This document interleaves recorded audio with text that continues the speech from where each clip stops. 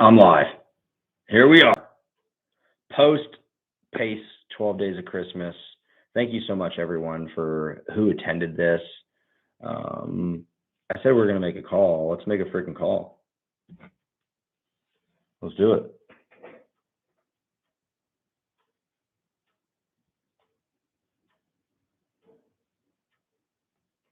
Boom. We got some people hopping in here. Oh, my gosh. This is amazing. Thank you guys so much.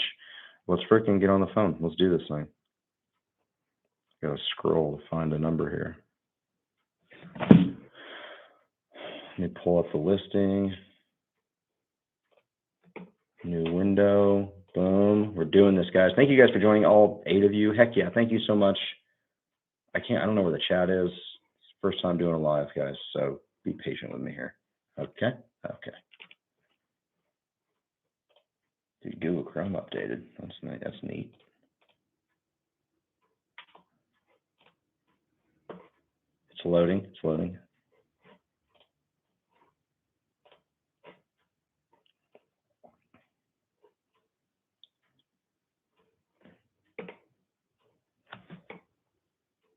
Finding a listing right now, guys. I'm just looking on Zillow right now. Thank you so much for joining. 21 of you here. My camera is absolutely trash. I need to get a new one. You guys all know that. I know that. Don't judge me for that. I'm pulling up a listing right now to try and just call.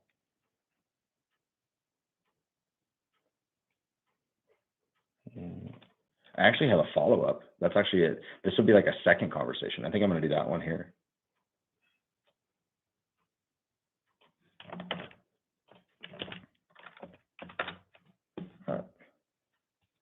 What's the agent's name? I don't even remember. Nicole. Let's do this. All right, let's do this thing. It's Nicole. Hey, Nicole. This is Landon. How we doing? I'm good. How are you? I'm doing great. How did Christmas shopping go? It went really good.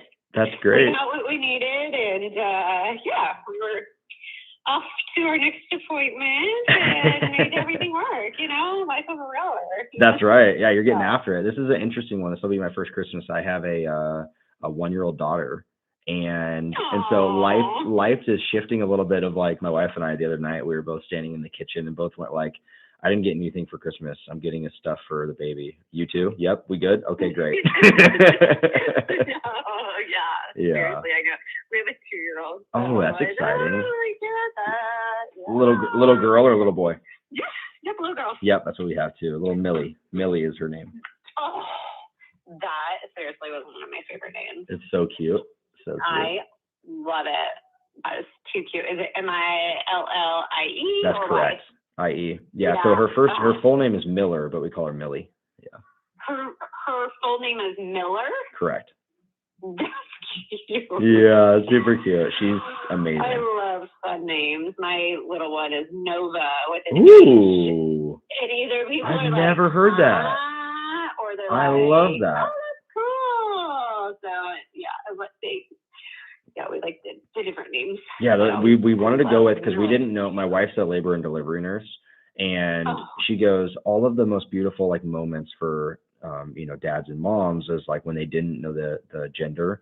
And so we created that same, situation where we didn't know going in, but we needed to have a name. And so we chose kind of a gender neutral name, if you will. And she's 27 weeks with our next one right now. So we're going to be 2 under 2 real quick. God. Yeah, it's going to be wild. My husband and I have 2 kids. We have a 12-year-old and a 2-year-old. Oh my gosh, the gap. Look at that. We're the opposite, yeah. Sports practice and diapers. There we go. Right. Oh my gosh. What's that? Congrats. Yeah, heck yeah. Wait, cool. Are you staying local for the holidays? Yes. Cool. Yep. We are kind of like the ones that throw the big, huge party. Oh, you're those. Yeah. That's great. Yeah. So it's gonna be fun. Cool. Really fun. Yeah. That's great. Yeah, we're gonna go. So I'm down here in Phoenix, Arizona, but all of our family, and we're born and raised. We just moved down here like 5 or 6 years ago. But all of our family is in Bend, Oregon. I don't know if you know where that is. But all of them are flying down. We're going to meet up in Palm Springs for 6 or 7 days, and it's great for them, right? Because they're in like 30-degree weather, and so they're gonna get out. We're gonna play some golf, and so I actually drove through your town this summer. We purchased a property up in Kalispell, and we have it as a short-term rental right now. Fun. I don't know if Jacob brought that up to you at all, but we drove through Coeur d'Alene on our way through, and it's freaking beautiful up there. It is. It's very pretty, but so is Oregon. It is. Well, half the state is. Bicycle shop too. So we went mountain bike, Mount Hood at least. Yes. Which I know it's a little bit away, but we always are like, Oregon's beautiful. It is beautiful. Sure. It sure is. Less snow too. Right. Oh, true. That's true. Do you guys have any snow right now? Not right now. Not right now. Do you guys, I mean, because I know when I was living in Oregon, I always hoped for a white Christmas. Do you guys do the same thing? Do you guys hope for a white Christmas up there? No. No. We were in Phoenix a couple weeks ago. Okay. And for a couple weeks. And I'm just like, why do we have to go home? I know. I want a place there. I've got so many friends there, and let's make it happen. So I'm like, right? And we definitely, it's on our radar. Yeah, that's partly why we bought the Kalispell Airbnb and turned it into an Airbnb. Is like we went up there just last month just to hop up there for a quick little 4-day trip to get out of the the hubbub down here, and got into a little bit of a slowdown, and there was snow, and my daughter got to touch snow. It was cool, and then we got to come back to 75-degree weather. Yeah, so absolutely, 100% the best way to experience snow. Mm-hmm, yep, right where it's at. Leave it right where it's at. That's exactly right. Yeah. So I wanted to follow up with our offer we sent over to you, and allow you the opportunity to maybe ask questions, or maybe I can fill in some gaps. Yeah. So I saw the 3 different purchase and sell agreements, and reading through them, I didn't get a whole lot of one, purchase price is to be determined, and then I see the $15,000 net proceed to seller. So let me just have you speak first of what you're offering on each property. I see you had a mortgage on each one of them. So I don't know if you're thinking we have a mortgage on each condo. Maybe you can educate me. So I don't know much about it other than when I've purchased townhomes before, each of them have individualized parcels numbers and tax lots. And so the way we have to purchase those is through 3 separate purchase sale agreement contracts versus one. And so, because I don't think we can execute this just as a simple one. Would you agree or no? I believe the title company would want them separated out, but you could, I'm pretty sure. So we'll sell like a residential home and then a lot next door, and 2 separate parcel numbers, and put them all in one purchase and sale agreement. Okay. And we can do that too. I can only imagine we could do this in the same situation, or in the, do it the same way. And I can clear that with my title company. But I was more of seeing the individual purchase and sale agreements. I'm just not sure what you guys are offering for purchase price. Yeah. Okay. That's great. Yeah, that's a great question. So maybe we just start with the first one, and I can write it down and then go from there. Or so in regards to purchase price, my transaction coordinator, because we do about 5 to 7 of these a month right now, acquisitions, I should say. And what we've learned through title and escrow companies and with my transaction coordinator is that the purchase price that I put on the contract based on prorations and taxes is always incorrect. So I always typically put TBD, and agents always come back to me and always ask, well, what's the purchase price? So what the purchase price plus and minus, let's just say, okay, for round number's sake, is going to be, because I'm sure Jacob discussed with you the acquisition strategy we're attempting to purchase this home with, is to, because let me ask you this first, does he have one mortgage, or does he have 3 individual mortgages on all 3? No, there's one mortgage. Okay, so this would make it even simpler. So then we would do one purchase sale agreement. You're exactly right. And the cash to seller, so however much in his pocket. So is it written up on here $15K per? So it'd be so what we would do is we would take the existing approximate existing first mortgage balance of the combined, of whatever that is, and then add all of the cash to seller in his pocket that we'd be getting him net in his pocket. And then we would pay your full commissions for whatever that acquisition is. We pay all closing costs and then any transfer taxes and whatnot. I don't think you guys do any transfer taxes, but that's Washington does their knucklehead excise tax that we always have to pay, like the 1.6% or whatever it is. Yeah, there is excise tax. Correct. Okay, cool. Yeah. So you're saying, just so I get this clear, you would assume his mortgage, right? It would be, so it would be an informal assumption. So an informal assumption because we would be purchasing it with an entity. So you can't assume it with an entity, nor can you assume it if my intent is not to own or occupy the home. So an informal assumption. So that the mortgage would just remain in place, and I would formally obligate my entity to make those payments through what's called an all-inclusive deed of trust. And so that's ran through title and escrow. Those are created from an attorney, those documents. So the debt just stays in place, and we just take over those payments that are protected with those two security instruments. And so at close of escrow, we take ownership of the home. The deed transfers to whatever entity, let's call it, 2834 entity, LLC. The debt just stays in place, and I set up a servicing account with a servicing company, most likely Weststar, that I make my mortgage payment every single month. So it sounds like it's just one mortgage payment, not three. And I make one payment every month to them, and then they make the payment to the mortgagee every single time. Okay. So I get what you're saying. It's different, but similar to, yes, you would assume his current mortgage, and then you're saying you would give a $15,000 profit for each one of the parcels, plus you would pay the real estate fees, plus the escrow and title fees. That is correct. Okay. And then behind the scenes too, I know you guys don't care nor you see this, but also too, behind the scenes, I'm paying my transaction coordinator. I'm also going to be paying any rehab that we do. I mean, they don't seem like they need a ton of rehab. You know better than I do right now, because obviously I haven't put foot inside of these, but little things here and there. It looks pretty freaking clean, almost like turnkey for the most part from a rental standpoint. It is. Yeah. So probably maybe like in total some, $5 to $6K in terms of knick-knacky things with landscaping and some paint and whatnot. Mm-hmm. Yeah. Okay. Well, I will be brutally honest. This is not going to work. Okay. There's no way. My clients are sitting on way more equity than you probably calculated. Yeah, it sounds like it. Yeah. They only have one mortgage for all three, and they're sitting at like $320,000 for their mortgage. Okay. So, So you're listed. So each one of these are listed at whatever it is, 409 or whatever it may be.